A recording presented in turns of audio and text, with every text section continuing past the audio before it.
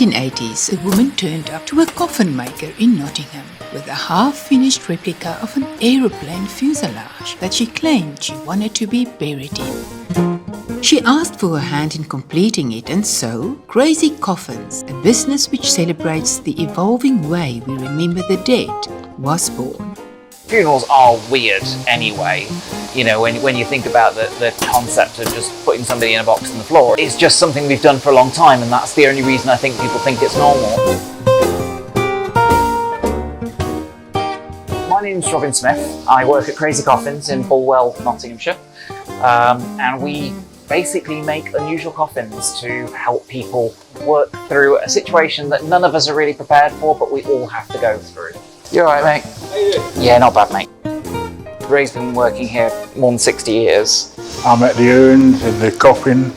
We had a lady who sadly lost her husband, but they had about 6 children, one of whom was only about 2. And her biggest concern was that the son's last memory of their father was going to be seeing a coffin, just a flat box, go into a hole in the wall, and that would be it. So they decided to create this sailboat so that his last memory would be seeing his father sail away. Being able to learn to understand something that is natural to all of us in a way that isn't as traumatic is fantastic. We're no longer faced with death being inevitably a tragedy. In the Victorian times, when people were losing children and adults were dying at an early age through cholera or accidents, obviously death was very tragic. But now, when your own grandma dies aged 87, then it can be a relief and a release. And even those that are dying younger, maybe those around them want to celebrate their lives rather than simply grieve over the loss. There is a distinct shift. This distinct shift, together with impeccable craftsmanship, has kept Crazy Coffins in business for more than 30 years. But the history of this coffin maker dates back earlier than that, to a time when being buried in a miniature houseboat would have seemed unthinkable.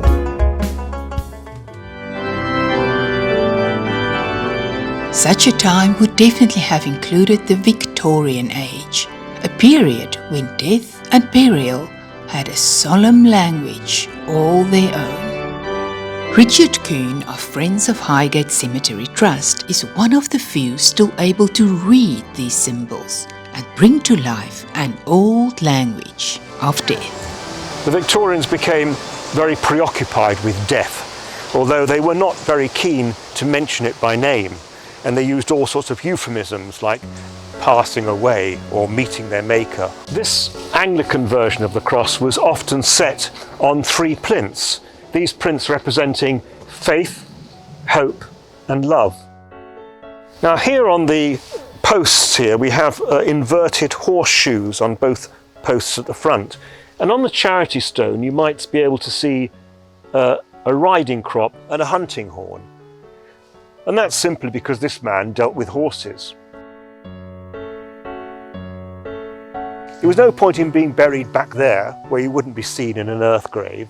You really wanted to be noticed, and therefore graves next to the path became the most popular. And the cemetery company, recognising this and being here to make a profit, decided to charge more for these particular graves.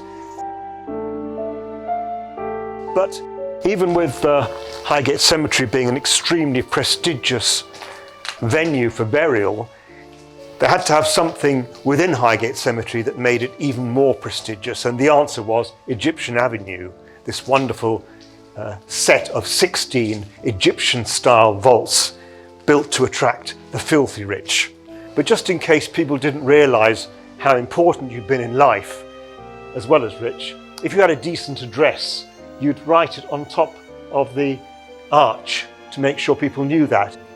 The doors themselves feature inverted torches, again this idea of inversion being a sign of respect for the dead, the flame representing the soul that continues for eternity. There is a keyhole, and interestingly each keyhole is also inverted to show that same respect for the dead.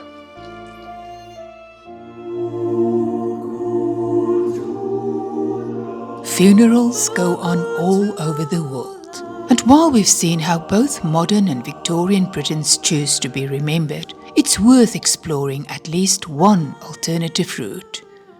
ॐ चन्द्रमा मनसो जातसक्षो सूर्यो अजायता ॐ. So in Hindu Dharma, we always believe that we have about 7 janmas, which is the 7 lives.